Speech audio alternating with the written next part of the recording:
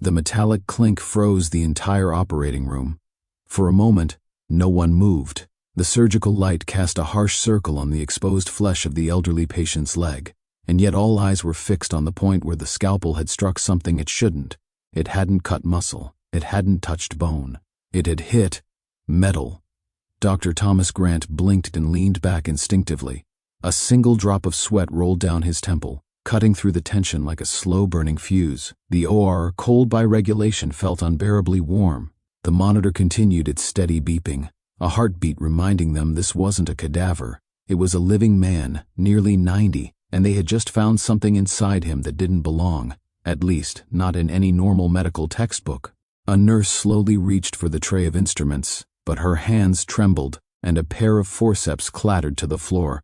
"Retract again," Dr. Grant ordered, his voice low and even, though strained. The assistant gently pulled back the tissue. As more of the anomaly came into view, the confusion in the room thickened. It was dull silver, misshapen, with signs of deep oxidation, edges slightly curled, like something twisted unnaturally by force or time. It lay embedded behind the kneecap, nestled among muscle fibers and vascular tissue as if it had always been there. Grant narrowed his eyes, then turned to the screen displaying the latest CT scan. He traced the ghostly shadow on the image, a shadow they had all assumed to be an artifact or calcification. But now, it was clearly something else. "How long has this been in here?" he murmured, not really expecting an answer. The patient, Walter M. Delaney, lay still beneath the anesthetic. Born in 1920, registered veteran, widower, one son, no known implants, no recorded surgeries in the last 30 years. And yet this foreign body, embedded like a secret in the joint of his right knee. They hadn't come here for this. The referral had been for chronic swelling, recurrent inflammation of the knee, possibly arthritis. But Dr. Grant remembered the intake notes from Walter's primary physician: swelling episodes that worsened with weather, occasional skin discoloration, one flare-up the size of a soup bowl, the patient had claimed, with skin drawn tight and purple. And yet, he had refused imaging for years. Now the mystery took shape before them, both literal and metaphorical. Dr. Grant exhaled slowly. "We need pathology down here. I want this thing out and tested immediately." But even as he said it, something in his chest tightened. It wasn't just the medical anomaly that unnerved him, it was the man behind it. Walter wasn't just another elderly patient. He lived alone in a cabin near Lake Erie, tucked between pine trees in silence. Neighbors described him as distant, methodical, self-sufficient, never asked for help, never invited anyone in. Old photos recovered from the house showed him in uniform, back straight, eyes fierce. The kind of man who could march through a sandstorm with a bullet in his side and refuse morphine. What they didn't say was how often he drank. Bourbon, always the same brand, stored in a cabinet above the sink, usually untouched. But when his knee flared, he drank. Not a glass, not two. Enough to silence something deeper than pain. He'd sleep upright in his chair, a half-finished bottle on the floor, the television playing static into an empty room. His records didn't show PTSD, but then again, many men of that generation never said the words. They just lived them. In nightmares, in silence, in whiskey. Dr. Grant glanced at the object again. It hadn't moved, but it felt heavy, ominous, like a piece of someone's history no one was ever supposed to find. "Seal the field. Prepare for removal," he instructed. But there was something quieter in his voice now. Respect, fear, a kind of awe. This wasn't just metal, it was a message, carried through flesh and time, waiting for someone to read it. And for Walter, who had carried it longer than anyone should, the reckoning had finally begun. Walter M. Delaney's house stood quietly on the edge of Lake Erie, surrounded by tall pine trees that swayed in the wind like sentinels. From the outside it looked like a cabin frozen in time. White paint peeling from the window frames, a rusted mailbox leaning slightly to the left, and wind chimes on the porch that hadn't sung in years. Inside, the silence was deliberate. The clock in the hallway ticked with the discipline of a soldier on watch. A black and white photo of a wedding day hung above the mantel, Walter in uniform, Eleanor in lace, smiling like they had the whole world ahead of them. That world had long since passed. Walter's routine was clockwork. He woke every morning at 5:30 a.m., whether he needed to or not. Made a single cup of black coffee, sat at the same wooden chair by the kitchen window, and watched the lake in silence. He read the local paper with a magnifying glass and circled typos in red pen. Then he shuffled to the workbench in the garage, where he sometimes sanded pieces of wood, with no particular project in mind. He didn't speak unless necessary. The last time he'd had a visitor was 2 winters ago, when the propane company sent a new delivery man who accidentally knocked on the front door instead of leaving the invoice in the mailbox. Walter opened the door, took the paper, nodded once, and closed it again. He wasn't rude. He was precise, calculated, always had been, even before the war. But the war had hollowed something out of him that never quite returned. Eleanor used to say, he came home, but not all of him made it back. After she died in 1985, the house became quieter still. The floral curtains she'd sewn remained, faded and unmoved. Her ceramic mugs still sat in the cupboard. Walter couldn't bear to touch them, couldn't throw them away either. The radio in the living room only played stations from the 1940s, big band, Glenn Miller. Faint and scratchy through analog speakers, it was the only sound that ever echoed through the house anymore. And then there was the uniform, pressed, hung carefully in a plastic garment bag, nailed to the wall as though it were part of the architecture. Walter never touched it, never dusted it. It stood as a silent testament to another version of himself, one buried beneath decades of silence and cold Ohio winters. There was one other presence in the house, though it wasn't always visible: pain. His right knee, host to an old war wound no one ever truly understood, flared up without warning. Some days it would swell until the skin was taut and purple, hot to the touch. Other days it ached like winter lived inside his bones. He refused painkillers. Instead, he'd take out the bottle of bourbon Eleanor had once begged him to throw away. Just a finger or two, sometimes more. Enough to dull the edge, enough to let him sit still in his recliner and breathe through the burn. There were nights he woke up shouting, no words, just sound. Other times he sat in the dark, hands clenched into fists, eyes fixed on nothing. Neighbors didn't ask questions. And Michael? His only son? They hadn't spoken in person in over a year. The last time they'd been in the same room, Michael had flown in for Walter's 88th birthday. He brought a cake. Walter didn't eat it. He said sugar aggravated his joints. Michael had left the next morning, tight-lipped and tired. Their conversations since then had been limited to weekly phone calls, mostly transactional, weather, bills, the health of distant relatives. What neither of them ever said was that the silence between them had begun long ago. Michael was 12 when Eleanor died. He remembered how Walter stood at the graveside, unmoving, eyes dry, jaw locked tight. He remembered reaching for his father's hand and feeling nothing but stiffness. No comfort, no warmth, just duty.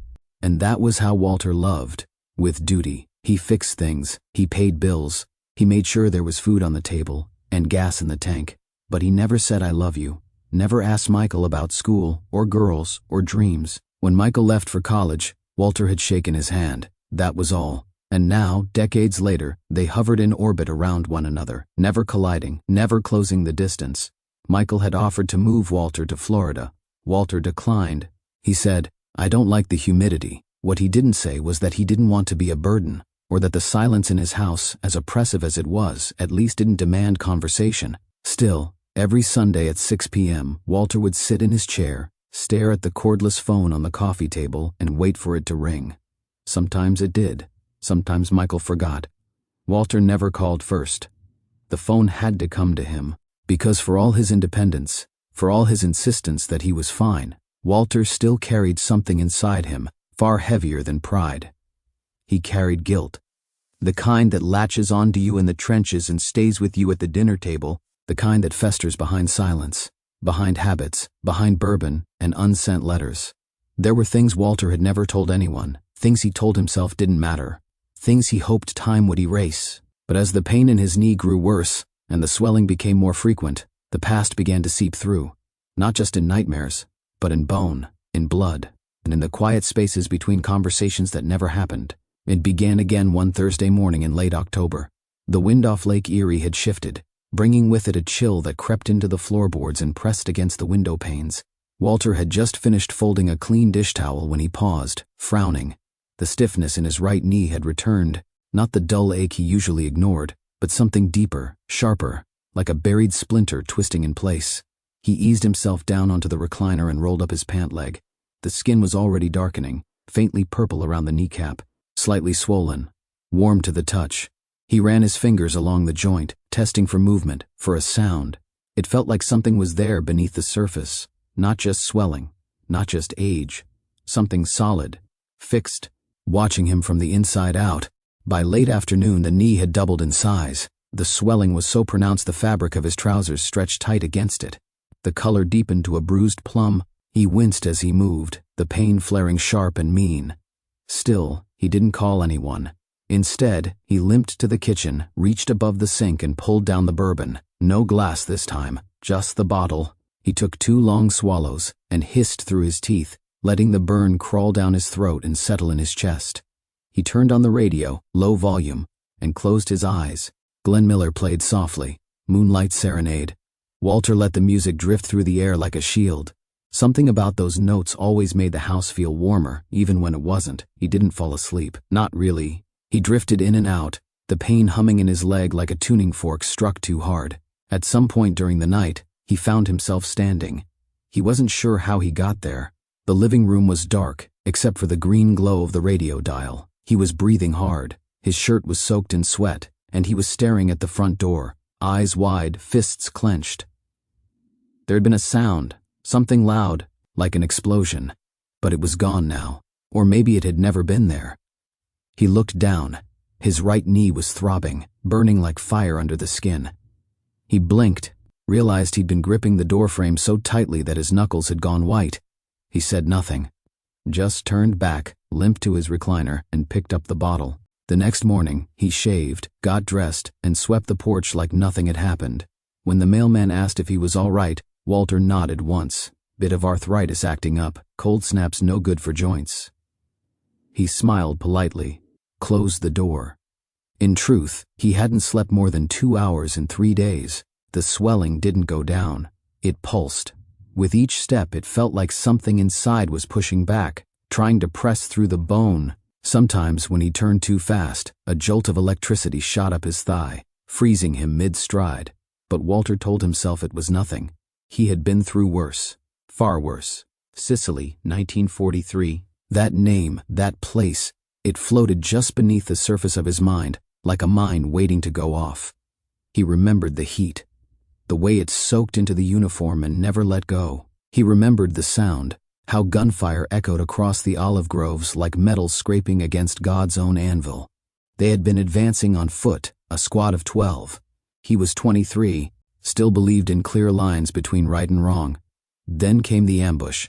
MG-42 fire from the ridge. Men fell, screamed. He felt something slam into his leg, a force so fierce it knocked him sideways. He remembered crawling, blood pouring down his calf. A fellow soldier, Henry, dragged him behind a crumbled stone wall. Henry took a bullet to the chest 5 seconds later. Walter never spoke his name after that. The field medics had stabilized him, patched what they could. They removed some shrapnel, but not all. Too risky, they said. The leg had healed, mostly, but something stayed. And now, 76 years later, it had decided to wake up. One night, around 2 a.m., a neighbor across the lake called the sheriff's non-emergency line. She reported hearing a man shouting, not words, just a loud, guttural sound that carried across the water and sent her dog into a frenzy. The sheriff drove by. Walter was on his porch, in his bathrobe, smoking a cigarette he claimed to have quit 20 years earlier. They talked for a minute. Nothing unusual, no signs of distress. The sheriff didn't press, just nodded and drove away. Walter sat there long after the car's taillights disappeared. He didn't remember screaming, but his throat was raw the next day. And his knee? His knee looked like it belonged to someone else. Swollen, red, alien. He considered going to the doctor, but didn't, because he didn't want to be touched, didn't want to explain, didn't want someone peeling back the layers and seeing what was buried there, not just in the bone, but in him. So he stayed quiet. He drank a little more, slept a little less, and kept waiting for it to pass. Because pain, he told himself, was part of life, especially for those who survived what others didn't. The video call connected after the second ring. Michael's face filled the small screen, sharp-featured, brow furrowed, framed by the neutral beige of his home office in Florida. "Hey, Dad," he said. "You're up early." Walter shifted in his recliner, adjusting the angle of the laptop slightly. "Been up since 5, he replied, voice low and gravelly. "Same as always." Michael leaned forward. "You look pale. Everything all right?" Walter gave a nonchalant shrug. "Weather's changed. You know what that does to the joints." Michael didn't smile. "That's not just stiffness, you're sweating." Walter reached for the sleeve of his flannel shirt and dabbed at his forehead. It's warm in here. It's Ohio in November, Michael replied. And you don't have the heat turned on. A long pause stretched between them. Michael studied the screen. His father's hands trembled slightly, just enough to notice if you were paying attention. The lines in Walter's face looked deeper than last week. His skin had a gray tinge that didn't match the camera's settings. Stand up for me, Michael said suddenly. Walter frowned. What? Just stand up. Humor me. Walter hesitated, then pushed himself upright with both hands gripping the armrests. He winced, barely, but it was there. The motion was stiff, uneven. He stood hunched over, shifting his weight to his left leg. Michael's voice dropped. It's the knee again, isn't it? I told you, it's nothing serious. Is it swollen? Walter glanced down at his right leg. The pant leg had been stretched tight for days, the fabric thinning across the swollen joint. A little. Can I see it? No. Dad? I said no. The sharpness in Walter's voice cut clean. Michael sat back, jaw tense. There was silence, only the low hum of the air conditioner on Michael's end and the faint buzz of Walter's old refrigerator. You're limping, Michael said quietly. I've always limped, not like this. Walter didn't respond. Michael took a breath, measured. I'm not trying to fight you. I'm trying to help. I don't need help. Michael closed his eyes for a moment. Then when Mom was dying, she wrote me a letter. You remember that? Walter said nothing. She wrote one for you too. But I'm guessing you never opened it. Still nothing. She said, your father doesn't talk about pain. He doesn't like anyone to see him hurting. But when the time comes, he'll need you to be stronger than he is. Walter shifted in his seat. The weight of the words landed harder than anything Michael had said in years. Michael's voice softened. She made me promise that I wouldn't let you disappear into yourself. I'm not disappearing, Walter muttered. You are. You've been disappearing for decades. Walter looked away from the screen. His eyes drifted toward the window, where the lake was just visible through the trees, flat, gray, silent. You don't understand, he said after a while. Then explain it to me. Another pause. Walter's voice, when it returned, was quiet. It's not just pain in the leg, it's memories, sounds, faces I can't forget, nights I'd give anything to relive, moments I'd give anything to erase. Michael swallowed. Then tell someone, tell me. Walter met his son's gaze through the screen. For the first time in years, he looked not guarded, but tired, hollowed out. I didn't know how to talk about it. Not then. Not now. You don't have to give me every detail, Michael said. But I can't help if you won't let me in. Walter exhaled, a long breath that seemed to pull the years out of him. I'm not good at letting people in, he said. I know, Michael replied. But maybe start with a doctor. Walter huffed a dry laugh. That your idea of emotional support? I'm serious. You need to get that knee looked at. I don't care if you've survived worse. You're not in a foxhole anymore. You're alone in a house in Ohio, and if something happens, no one will know until it's too late. The silence returned, heavier now. Then Walter said, I don't want to go. Why? Because I'm afraid of what they'll find. Michael leaned closer. Whatever's in there, you've lived with it this long. But if it's hurting you, if it's getting worse, it's time. Walter's hand rested on his knee, fingers curling gently around the swollen joint. I've carried this pain longer than you've been alive, he said. Then maybe it's time you put it down. Walter stared at the screen, at the man his son had become. Not a boy anymore, not someone needing guidance, but someone offering it. He looked past Michael, to the bookshelf in the background. There was a picture frame he recognized. Eleanor smiling on a beach in a sun hat. She'd want me to go, Walter said. Michael nodded. Yes, she would. Another breath, another long, heavy moment. All right, Walter said. Set it up. Michael blinked. Really? I'll go. Just don't make a fuss. Michael smiled. It wasn't big, but it was genuine. No fuss. Just an appointment. Walter nodded. Then, in a voice so low it was almost lost in the static of the connection, he added, I miss her. Michael's face softened. Me too. And for the first time in a long time, they sat in silence that wasn't empty. The hospital smelled like antiseptic and time. Walter hated it. The floors were too white, the lights too bright, and everyone walked with the clipped urgency of people trying not to care too much. He sat on the exam table in a paper gown that didn't quite cover his knees, his hands resting on either side, gripping the edge as though the surface might tilt. His right leg throbbed with a dull, relentless ache that had been his shadow for decades. Dr. Kim, a young internist with intelligent eyes and a disarmingly calm manner, entered holding a clipboard. Mr. Delaney, she greeted. I understand you've been having some trouble with your knee? Walter nodded stiffly. How long has it been swelling? He shrugged. Hard to say. On and off for years. It's gotten worse lately. Dr. Kim sat down on the rolling stool and wheeled closer. Any recent trauma? Falls? Accidents? No. Pain level 1 to 10? Walter looked down. Depends on the weather. Today? 7. 8 when I stand. She nodded, jotting it down. Let's take a look. She pulled on a pair of gloves and gently lifted the fabric from around his knee. Even through the thin material, Walter heard her breath catch. The joint was swollen, misshapen, taut like a balloon stretched to its limit. The skin had a reddish-purple hue that faded into sallow yellow around the edges. Small veins were raised across the surface like a map drawn in haste. Dr. Kim pressed lightly on the outer edge. Walter winced. Very tender, she noted aloud. She tested range of motion next, lifting the leg, bending it slightly. Walter gritted his teeth. Any history of joint surgery here? No. Metal implants? None. Dr. Kim narrowed her eyes slightly, more curious than concerned. You ever have x-rays done on this knee? Walter shook his head. Never saw the point. She smiled politely. I think now's a good time. He was wheeled to radiology for imaging. The technician was friendly and chatty, trying to distract him with conversation, but Walter wasn't in the mood. He stared at the ceiling as the machine buzzed to life and scanned his leg. He didn't like the noise. It reminded him of something else, something metallic and far away. After the x-ray, they sent him for an MRI. The wait was long. The chair in the hallway was uncomfortable. His leg ached worse by the minute. Michael texted to ask how things were going. Walter didn't reply. Back in the exam room, Dr. Kim entered with a new expression. Not alarmed exactly, but curious. Focused. The kind of look someone gives when they've just seen something they don't quite believe. She turned the monitor toward him. This is your x-ray, she said. Here's your femur tibia and the patella, but right here, she pointed to a small oblong shape behind the kneecap. This is unexpected. Walter squinted at the screen. It's metallic, she continued. Rough edges. It's not smooth like a medical implant would be. It's deeply embedded. He said nothing. We ran the MRI next, and the imaging shows a dense object about 3 centimeters long, partially lodged in the soft tissue near the joint. There's also minor calcification around it, suggesting it's been there for a long time. Still, he said nothing.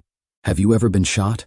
The question hung in the air like smoke. Walter's eyes flicked to the floor. Yes. Dr. Kim didn't flinch. She nodded slowly. In combat? He nodded once. I'm guessing the injury was treated in the field. They got out what they could. So this might have been left behind. Might have, Walter said quietly. Dr. Kim leaned back in her chair. It's unusual, Mr. Delaney. Not just the presence of the object, but the fact that it hasn't caused systemic issues all this time. There's no infection, no gross degradation, no severe inflammation in the surrounding tissue, until recently. Walter clenched his jaw. Why now, he asked. That's what we'd like to figure out, she replied. It could be shifting position, it could be deteriorating, but something's changed. She clicked to another image, a close-up from the MRI. The object looked strange in the cross-section, not smooth, not uniform. Honestly, Dr. Kim said, we're not entirely sure what it is. It's not standard ammunition, not modern, and certainly not something we see every day. Walter studied the screen. It looked like a relic, like something that had been sleeping for a long, long time. What are my options? We need to get a better look. I'd like to refer you to orthopedics for a surgical consult, possibly a removal. Possibly? We have to be careful. It's close to your nerve cluster. Any procedure would carry risks. Walter exhaled slowly. Of course it would. Dr. Kim softened. You've lived with it for a long time, but it's causing problems now. You came in because you knew something wasn't right. He looked at her, eyes steady. I came in because I made a promise. She gave a quiet smile. Sometimes those are the best reasons. Then later, as he waited by the window for transportation, Walter looked down at his knee. He could feel it pulsing, like a second heartbeat. Not in rhythm, not quite his, as though something inside him was waking up, after all these years, and asking to be seen. The operating room was too bright. Walter lay on the table under a wash of sterile white light, his body covered in a blue surgical drape, except for the exposed right knee, shaved clean, sterilized, and framed in clamps. Monitors beeped softly beside him, tracking the rhythm of his heart, the rise and fall of his breathing. He was conscious, but barely. The anesthesia was regional. They needed him still, but not gone. A nurse whispered to him during prep, letting him know the timeline, the process, the care. He nodded once, didn't speak. Dr. Thomas Grant entered the room at precisely 7:32 a.m. He washed in silence, gloved up, and joined the orthopedic team, already prepped and ready. His eyes were steady, but his brow furrowed slightly as he reviewed the scans one more time. He remembered the object, the image on the MRI, dense, foreign, too familiar in shape to be dismissed, and too misplaced in anatomy to make any immediate sense. It didn't belong, and yet it had belonged to Walter for over 70 years. "Let's begin," Grant said. The nurse handed him the scalpel. The incision was clean, straight down the lateral side of the knee. Layers of skin, fascia, muscle, each dissected with care. The bleeding was minimal. Suction hummed. The cauteries snapped and hissed softly. They proceeded carefully, working toward the depth where the object had appeared in the scan. It wasn't long before Grant slowed. "Retractor," he said. Hands moved quickly. The assistant held back the muscle tissue, exposing a pocket of inflamed membrane. Grant paused. "There's something," he murmured. The room stilled. He reached in gently with forceps, parting fibers, pushing aside fluid, and then contact. A dull resistance. Hard, immovable. He pressed again. This time, the metal met metal. A sound rang out, not loud but sharp enough to cut the silence. Keng. Grant's eyes narrowed. He repositioned the light and leaned closer. The top of the object was now visible. Corroded, uneven. Not manufactured cleanly, not machined with modern precision. It looked almost brutal. He slid the forceps around the edge and gently began to lift. The tension in the room thickened. The object didn't come free easily. It was embedded deeply, and the surrounding tissue had built a home around it over time, a reluctant symbiosis. But it moved. Bit by bit it rose into view. The scrub nurse let out an audible breath. "What is that?" No one answered. The thing was roughly 3 inches long, curved slightly, oxidized with time. The end was jagged, as if it had broken off from something larger. It had threads near the base, faint, rusted, suggesting it had once been spun or screwed into something. Not a joint implant, not shrapnel, not exactly. Grant held it aloft under the surgical light. "It's a bullet fragment," he said at last. "A large one, possibly from a machine gun." "From when?" the anesthesiologist asked softly. Grant stared at it for a long moment. "World War II, maybe. Earlier?" The room was quiet again, save for the monitors and the low hum of filtered air. They placed the object in a steel specimen cup with a soft clang. It sat there, still glistening, ancient and heavy and completely out of place. Grant looked down at Walter, whose eyes were closed. The man's breathing was steady, his face calm, peaceful even. Like he'd been waiting for this, for the removal, not just from his body, but from time. "Let's close," Grant said quietly. They worked quickly, efficiently. Sutures, dressings, cleanup. But even as they moved through the motions, the air in the room had changed. There was something sacred in it now, like they hadn't just performed surgery, but uncovered a relic, a buried truth. As the team began to clear the instruments, the scrub nurse leaned toward Grant. "You ever seen anything like that before?" He shook his head. "Not like this. Not this well preserved. Not this deep." "And he lived with it, all this time?" Grant didn't reply, because what could he say? Some things people carry for years, decades, not because they choose to, but because no one ever asks them to put it down. And Walter? Walter had carried a war inside his knee, quietly, without complaint, without explanation. Until now, the hospital room was quiet, except for the occasional beep from the IV monitor and the muffled sound of nurses walking down the corridor outside. Walter lay motionless, the blanket drawn up to his waist, his right leg elevated and wrapped in thick gauze. The anesthesia had worn off, but the morphine still held him in a soft haze. He drifted in and out of sleep, thoughts sliding like slow waves across a beach of memory. And then, something shifted, not in the room, but inside him. The sterile walls dissolved. The air grew hotter, heavier. The sound of footsteps and machines faded. A new sound emerged, distant at first, then closer, the low, rhythmic rattle of gunfire. Sicily, 1943. The ground was dry and cracked beneath his boots. Olive trees cast thin shadows against a sky stained yellow by dust and heat. Walter moved low through the brush, his rifle held tight, sweat pouring down his back. 12 men. They had started the day with 12. Now there were 8. The ridge ahead looked deceptively quiet. No movement, no birds, just the ominous stillness that came before the world broke open. "Delaney," someone called. Henry, his best friend. His shadow since North Africa. Henry crouched behind a crumbled stone wall and motioned with 2 fingers, "Go left, flank wide." Walter nodded and moved, knees bent, body low. He could feel it even then, something wrong. The silence was too perfect, the sun too still. And then it happened. The MG-42 opened fire from the ridge. The first rounds hit the ground, kicking up dirt like miniature explosions. Then came the screams. 1 man down, 2. Walter spun, tried to locate the shooter, but it was too late. A round tore through his leg just above the knee. He collapsed behind a low mound, clutching his thigh, blood soaking through the fabric faster than his brain could register. He tried to crawl. His fingers dug into dry earth, pulling him inch by inch. The pain was white-hot, roaring up through his spine, twisting his stomach. Walter. It was Henry again. The man sprinted toward him, ducking gunfire, shouting like a madman. "Stay down," Walter yelled, but Henry didn't listen. He reached Walter, threw his rifle aside, and hooked both arms under his shoulders. "Come on, move!" They slid together, bullets slamming into the ground around them. One clipped Henry's helmet. Another shattered a rock inches from Walter's face. They made it behind the wall, barely. And then Walter heard it, a breath, sharp, wet. Henry leaned back, blinking. Blood was pouring from his chest. "Henry," Walter gasped. But Henry just smiled, tired and soft. "Told you I'd get you out." He died 10 seconds later. Walter remembered screaming, but no sound came out. He remembered cradling his friend's body, pressing his palm over the wound, willing it to stop, but the blood kept coming. Long after the gunfire stopped, long after reinforcements arrived. Walter lived. Henry didn't. Back in the hospital room, Walter opened his eyes. The ceiling was still white, the air still cool. But the heat of that Sicilian ridge hadn't left him. His hand trembled slightly as he reached for the glass of water on the tray beside the bed. He didn't drink. Instead, he stared into the water, watching the ripples settle. 76 years. And still, Henry's voice echoed in his head.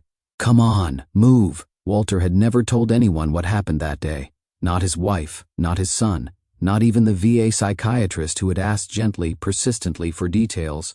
He always said the same thing: combat. Lost a few friends. What he never said was this: that he had lived every day since with the weight of Henry's last breath pressed against his chest. That when people called him a hero, he wanted to scream. That when someone said, "You made it," he felt ashamed. Because in the secret corners of his mind, he had always believed Henry deserved to live more than he did. Henry was kinder, smarter, funnier. Henry had plans: architecture school, marriage, kids. Walter had orders, discipline, obedience. And still he was the one who came home. The bullet had stayed with him. They'd removed part of it in the field hospital. But the rest had settled deep, lodged behind bone and muscle like a silent witness. He used to tell himself it didn't matter, that it was just metal, just tissue, but he knew the truth. It was punishment, a shard of war he'd chosen to carry, because letting go would have felt like betrayal. Now, as it lay in a specimen jar somewhere in the hospital's pathology lab, Walter felt something shift in his chest. A loosening, not relief, not forgiveness, but space. The kind of space where memory could breathe, and maybe, just maybe, where healing could begin. For the first 48 hours after surgery, everything seemed fine. Walter was groggy but coherent, responding in brief, quiet sentences. His vitals held steady. His appetite returned in fragments: half a bowl of broth, 2 bites of Jell-O. Nurses came and went, checking his dressing, measuring fluids, noting progress. Dr. Grant stopped by once a day, nodding with quiet satisfaction at the lack of complications. "You're doing better than expected," he had said. Walter only grunted. But on the morning of the 3rd day, something changed. It started small. Walter didn't answer when the nurse greeted him during rounds. He was lying on his side, lips parted, eyes open but unfocused. His skin looked off, pale, slightly gray. The nurse moved closer, touched his forehead. Her hand lingered. Too warm. She checked his temperature, 102.4. Within an hour, it climbed to 103.8. They started fluids immediately, drew labs, ordered a stat blood culture. His heart rate was elevated, breathing shallow and quick. When she tried to help him sit up, he flinched. "Mr. Delaney?" she asked. "Can you hear me?" He mumbled something unintelligible, his words slurred, voice thick with confusion. Dr. Kim arrived within minutes, stethoscope already in hand. She pressed it to his chest, brows furrowing. "He's septic," she said. "Call ICU. Prepare broad-spectrum antibiotics." Let Dr. Grant know now. Within half an hour, they wheeled him out of recovery and into the intensive care unit. Michael got the call while finishing lunch in his Florida office. He didn't wait to ask questions. He booked the next flight north, packed a small bag, and was at the airport within the hour. On the plane, he stared at the back of the seat in front of him, replaying the nurse's words. He's stable for now, but his fever's spiking. The doctors are doing everything they can. Stable. That meant alive. But just barely. He gripped the armrest during turbulence, jaw locked tight. He couldn't lose his father. Not like this. Not without finishing the conversation they had barely begun. At the hospital, Walter lay unconscious under dimmed lights, a tangle of tubes in his arms. His breathing came slow and uneven. A monitor beeped softly beside him, tracking vitals that dipped and spiked like a storm rolling over the ocean. Michael stood beside the bed, still in the same clothes he wore on the flight, his coat draped over the chair in the corner, his bag untouched. He hadn't said much since arriving, just looked at the old man who had never once asked for help, who had carried a war in his body for most of his life. And now, as if the release of that burden had unlocked something, Walter's body was unraveling. Dr. Grant entered quietly. His expression was composed, but there was a tension in his voice he didn't bother hiding. "We believe it's a deep tissue infection," he said. "Possibly latent bacteria that survived encapsulated in the scar tissue around the foreign body." Michael nodded. "From the war?" Grant hesitated, then said, "It's possible. The body has strange ways of holding on to things, and now it's rejecting them, or reacting to their absence. Either way, the immune response is severe." Michael looked down at his father's hand, resting motionless against the sheets. "What are his chances?" Grant exhaled. "He's strong, but he's old.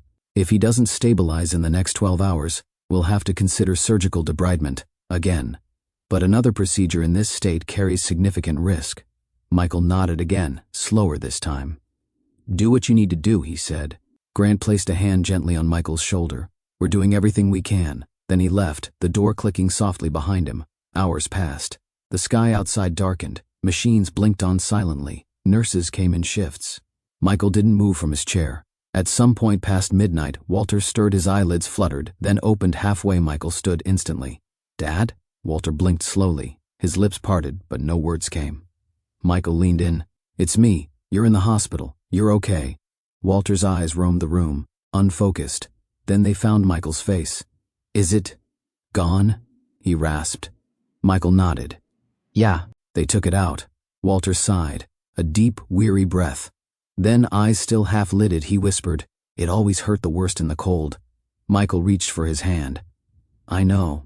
Walter closed his eyes again, but just before the sleep pulled him under, he added, barely audible, "Tell Henry, I didn't forget." Walter woke to the sound of birdsong. Not outside. It was coming from a speaker near the window, one of those ambient therapy tracks the nurses used for long-stay patients. But still, it was nice, gentler than machines, gentler than memory. His eyes opened slowly. The lights were dim, and the air smelled faintly of antiseptic and chamomile lotion. His mouth was dry, every joint ached, but the fever was gone. He was alive. For a moment he just lay there, staring at the ceiling, watching a dust mote drift in the soft morning light. Then he turned his head. Michael sat in the corner, legs stretched out, arms crossed, chin on his chest. Asleep. His coat was bunched under his head like a makeshift pillow. Walter watched him a moment longer. Then he rasped, "You snore louder than you used to." Michael stirred, blinked, sat up quickly. "Dad?" Walter nodded, faint but clear. "Yeah." Michael stood, came to his bedside, his face a mess of relief, exhaustion, and something deeper, something raw. "You scared the hell out of me," he said. Walter gave the ghost of a smirk. "Not my first time." They sat in silence for a moment, the monitor beeping steadily behind them. "I thought we were going to lose you," Michael said. Walter looked away. "I thought so too." Michael pulled the chair closer. "I stayed," he said, "because I realized there were still things I hadn't asked you. And you never offered." Walter's eyes flicked back to his son. "That's true," he admitted. "I never did." Michael hesitated, then said, "You were always closed off, like the door was locked and I didn't even have a keyhole to look through." Walter's throat worked. "I didn't mean to be that way." "I know." Another pause. "It wasn't about you," Walter said. "It was about me. I didn't trust myself with the story, with what would come out." Michael leaned forward. Then tell me now, whatever you want. I'm listening. Walter took a breath, let it out slowly. Henry, he said. The man I mentioned. He saved my life, pulled me out of gunfire, got shot doing it. Michael nodded.